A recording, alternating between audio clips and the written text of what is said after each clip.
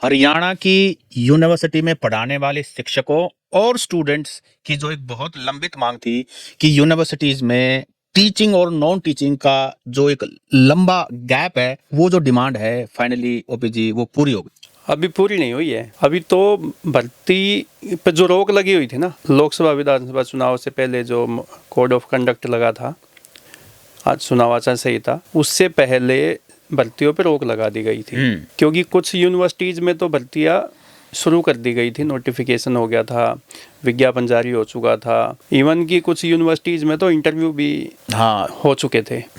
इसके बाद जैसे विधानसभा लोकसभा चुनाव हुए तो उससे पहले रोक लगने के बाद ये ठंडे बस्ते में थी भर्तियां।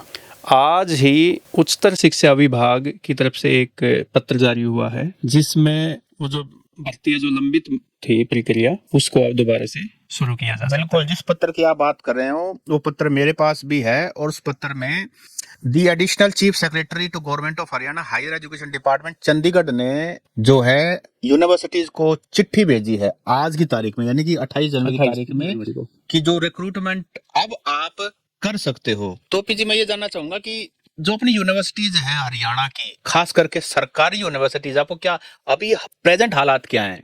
हरियाणा की 21 स्टेट यूनिवर्सिटीज में शिक्षकों की भर्ती जो है वो लंबित पड़ी हुई है।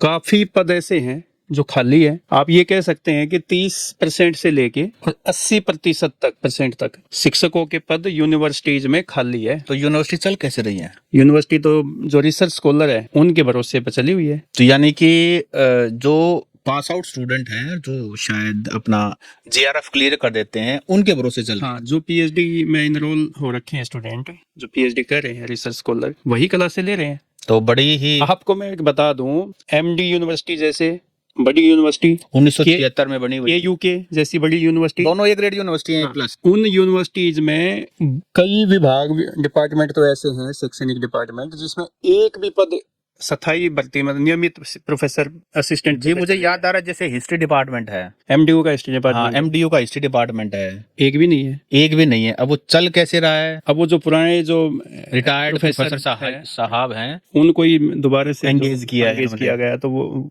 उन्हीं के सारे कुछ अपने एक दो जो अनुबंध के आधार पर जो लगते हैं। तो क्या आप मुझे परसेंटेज बता सकते हैं कि एमडी यूनिवर्सिटी की बात करें, क्योंकि हम घर से ही शुरुआत करते हैं, एमडी यूनिवर्सिटी में कितना टीचिंग और नॉन टीचिंग की अभी कमी है स्टाफ की? अभी आप एक मोटा देखा जाए तो एमडी यूनिवर्सिटी में 350 शिक्षकों के जो पद है वो स्वीकृत है। सैंक्शनड पोस्ट जो है वो 350 है, और 150 पद उनमें से खाली है। 150 ये तो वो है कि जो सेक्शन पोस्ट है। आप ये देखो, उसके बाद तो एमडी यूनिवर्सिटी में कई ऐसे नए कोर्स भी लागू किए गए हैं जिसमें शिक्षकों की जो रिक्वायरमेंट है वो और ज्यादा बढ़ गई है। तो ये लगाइए कि 45% जो पद हैं 45 के आसपास वो खाली है। 45% टीचिंग के और इतने ही नॉन टीचिंग के हैं। तो शिक्षकों की मैं आपकी बात बताऊं, हालांकि पीछे एमडी यूनिवर्सिटी में तो प्रोफेसर, एसोसिएट प्रोफेसर और असिस्टेंट प्रोफेसर, इनकी प्रोसेस जो है भर्ती करने का प्रोसेस स्टार्ट हो चुका था, लेकिन ऐन वक्त पे उच्चतर शिक्षा विभाग की तरफ से एक लेटर आया और भर्तियों पर रोक लगा दी गई, प्रक्रिया पर रोक लगा दी गई। तो हालांकि कुछ प्रोफेसर की भर्तियों पे तो साक्षात्कार भी हो चुके हैं। ऐसे ही KUK कुरुक्षेत्र यूनिवर्सिटी कुरुक्षेत्र, उसमें भी 550 जो पद हैं वो स्वीकृत पद है, सेक्शन पोस्ट है शिक्षकों की, उसमें से 200 पद खाली है। और कुरुक्षेत्र यूनिवर्सिटी कुरुक्षेत्र तो वो है जहां पर हमारे माननीय मुख्यमंत्री नायब सैनी यहाँ से पहले सांसद हुआ करते थे। एक जैसे जो परसेंटेज है शिक्षक जो खाली पदों का 36 के आसपास है, 36% जो पद खाली है।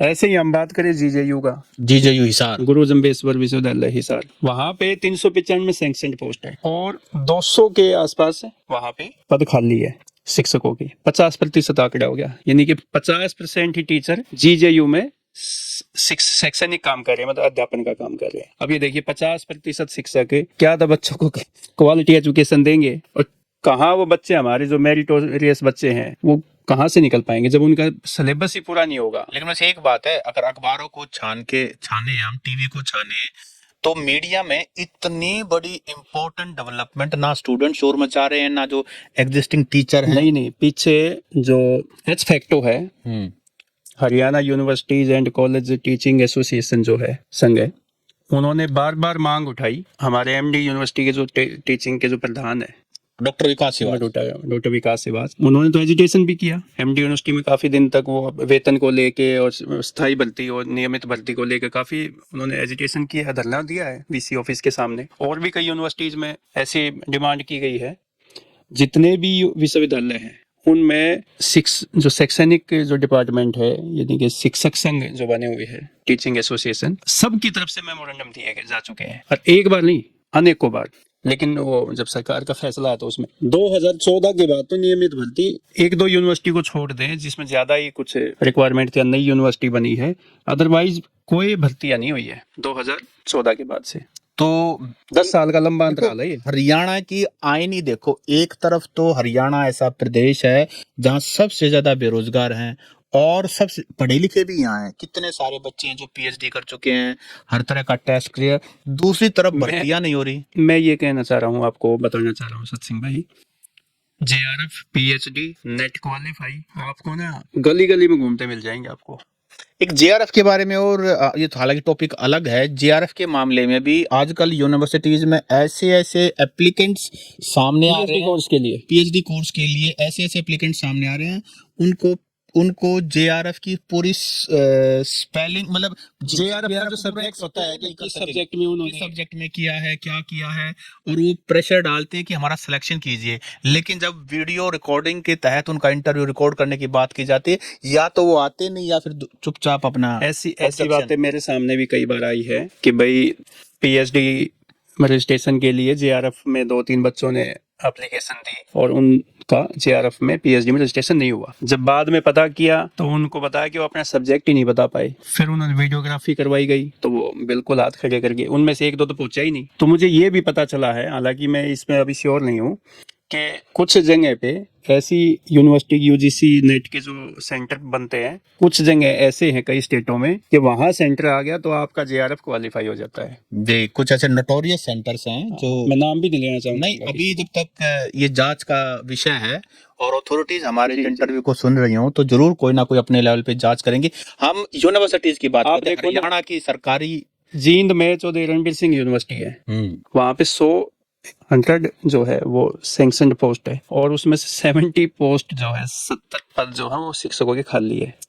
अब देखो 70% शिक्षकों का पद खाली है। आप देखो तो जींद यूनिवर्सिटी तो मैं कह रहा हूँ ऐसे ही चली। जींद यूनिवर्सिटी के बारे में एक बात कह देता हूँ। पिछले दिनों एक मंत्री जी से मुलाकात हुई जो जींद की साइड के ही हैं। अब वो मंत्री पद उनको मिला हुआ, नाम नहीं बताऊंगा मैं।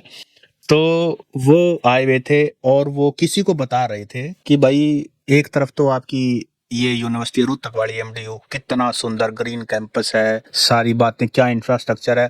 और एक ये मंत्री की बात कर रहा हूँ जो भाजपा सरकार के विधायक हैं, विधायक और मंत्री बने प्रेजेंट में, हाँ प्रेजेंट में, और बोल रहे हैं कि महाराज जींद यूनिवर्सिटी तो एक बाड़ा है और उसमें सब ने रोक रखा है। अच्छा, बाड़ा जो, हाँ, डांगलों जो बोलते हैं जी, हमारा तो बाड़ा है। मैं सरकार के सामने भी कई बार जब एमडी यूनिवर्सिटी को कंपेयर करते हैं जींद यूनिवर्सिटी से तो हमारा तो बाड़ा लगता है। तो जींद यूनिवर्सिटी के जो वीसी थे अभी पहले, उनको तो समय भी कार्य पूरा नहीं होने दिया इस सरकार में, नहीं बनते। जी, वो अपने आप में एक अलग विषय है कि किस तरह से जो, तो इसका मतलब वहाँ के जो मंत्री है या जो सरकार के जो प्रतिनिधि है, वो उनके काम से खुश नहीं होंगे। एक देखो इसमें कई बातें हैं। दौर होता है, कभी तो ऐसा दौर होता था वाइस चांसलर की परमिशन के बगैर एजुकेशन मिनिस्टर भी एंटर नहीं कर पाता था, पुलिस भी एंटर नहीं कर पाती थी। वो एक दौर था।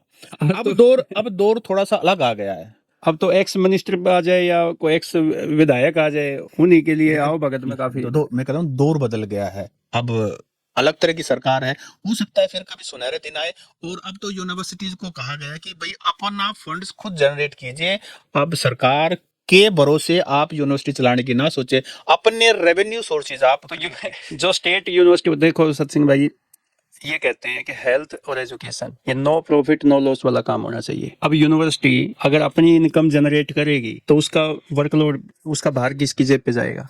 तो स्टूडेंट्स या गांव के हमारे जो स्टूडेंट है वो स्टेट यूनिवर्सिटीज में कहाँ के बच्चे आते हैं? वशिष्ठ भाई, इसमें ना मल्टी लेयर्ड बातें हैं। देखो आप ये देखो, अब किसी भी सरकारी अफसर से बात करो, आप किसी सरकारी बैंक में जाओ, उनका एटीट्यूड, प्राइवेट बैंक में उनका एटीट्यूड, उसी तरह सरकारी प्रोफेसर जो यूनिवर्सिटी में वो ये मानने बैठा है जीवन भर तेरी नौकरी यहीं रहेगी। नहीं अब वो इसमें कितना कमिटमेंट से पढ़ाता है, देखो, अच्छे प्रोफेसर भी हैं। मैं ये कह रहा हूँ एमडी यूनिवर्सिटी में ऐसे ऐसे प्रोफेसर मैंने देखे हैं, क्योंकि मेरी भी जो पढ़ाई है वो एमडी यूनिवर्सिटी से ही हुई है। तो ऐसे ऐसे प्रोफेसर भी हैं कि जो सुबह से लेके रात तक वो बच्चों के बीच में ही रहते हैं, चाहे अपने घर पे हो, डिपार्टमेंट में हो, क्लासरूम में हो, कहीं पे भी हो। ऐसी बात तो नहीं है कि भाई वो डेडिकेट नहीं है। कुछ लोगों की कह सकते हैं कि कुछ लोग ऐसे हो वो सकते तो हैं। हर जगह होता है, लेकिन मैं एटीट्यूड की बात करूं, जो पीपीपी मॉडल है वो कामयाब क्यों है? वो इसीलिए कामयाब है कि पब्लिक का गुस्सा है कि जनता टैक्स भरती है, लेकिन वो डिलीवरी सरकारी अफसर द्वारा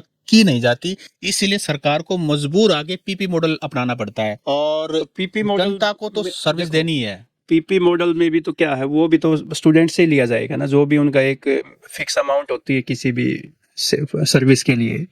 तो वो फिक्स अमाउंट है, वो कम तो है नहीं, फ्री तो है नहीं कुछ भी। जी, अब तो कमर्शियल जमाना है साहब, जेब से देना पड़ेगा। अब आज के जमाने में देखो, आम आदमी के दो ही सबसे बड़े खर्च हैं, एक हेल्थ और दूसरा एजुकेशन।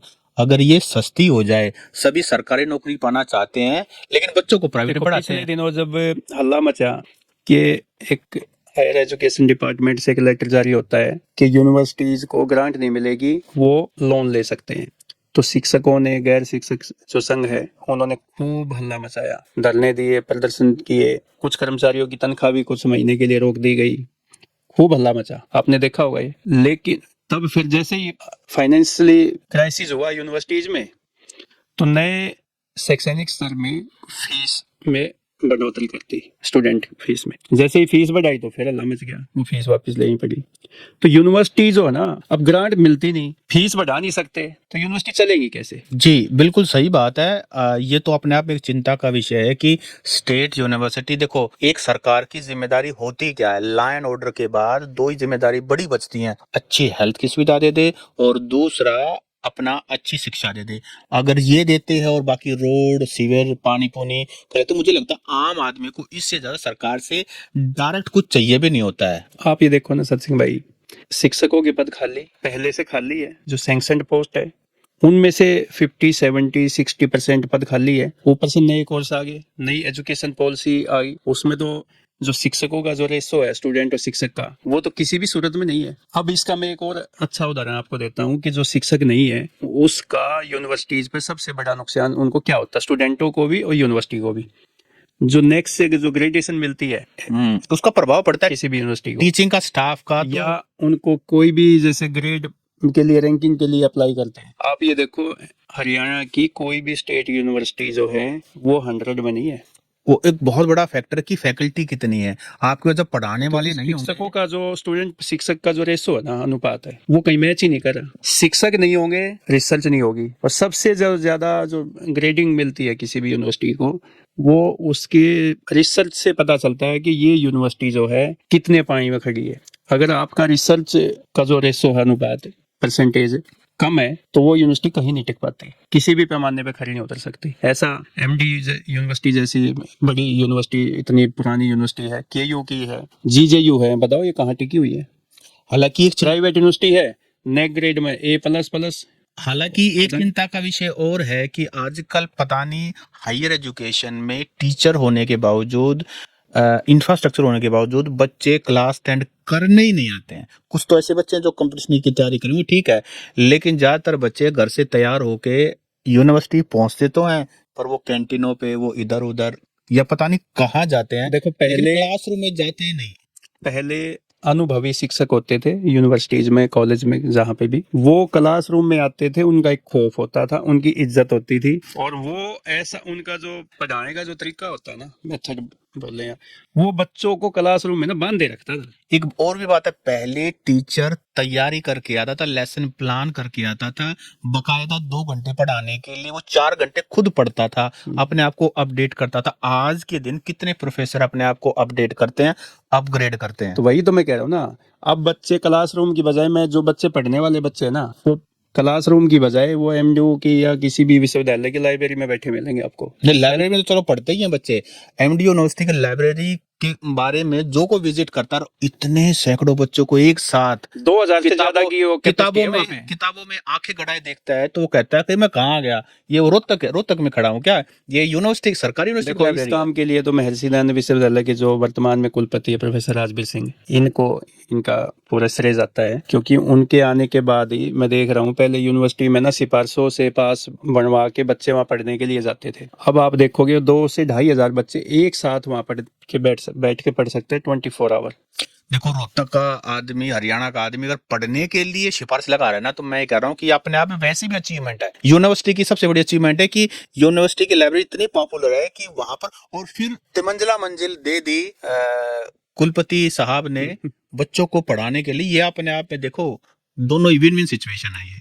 तो देखो ये तो हुआ इंफ्रास्ट्रक्चर और फैसिलिटीज की बात है, लेकिन मैं वापस शिक्षकों के उस पे आता हूँ जो पद खाली है। ये जो आज जो लेटर आया है उच्च शिक्षा विभाग की तरफ से, तो मुझे लगता है कि अब यूनिवर्सिटीज में जो शिक्षकों का जो टोटा बना हुआ है, जो लंबे समय से जो बाट देखने लग रहे हैं, हरियाणा में जो बाट देखने लग रहे हैं, क्योंकि नौकरी भाई नौकरी मिलने वाली है, लेकिन डिजर्विंग को ग्रुप डी के लिए जब लाखों एप्लीकेशन आ जाती है, जब उनको यूं पता चल जाए कि यूनिवर्सिटी की असिस्टेंट प्रोफेसर के लिए लाठा असिस्टेंट प्रोफेसर पर बात है। लेकिन ये बताओ ना कि ये पूरा हो पाएगा कि नहीं, ये भी तो हमारे लिए एक देखो चैलेंज दिख रहा है। देखो हमारा काम है, जो कोई भी इंपॉर्टेंट वैल्यूएबल इंफॉर्मेशन होती है वो हमारे सब्सक्राइबर के साथ साझा करना। हमने अपनी जिम्मेदारी पूरी की है, अब हम इस पे नजर रखेंगे। ये जो स्थायी भर्ती की जो आज लेटर आया, तो मुझे लग रहा है कि जो यूनिवर्सिटी के जो वीसी भी है ना, जितने भी कुलपति हैं, वो मेरे ख्याल में आज रात से ही काम शुरू कर देंगे इसको लेके। देखो बहुत सारे चैलेंज है,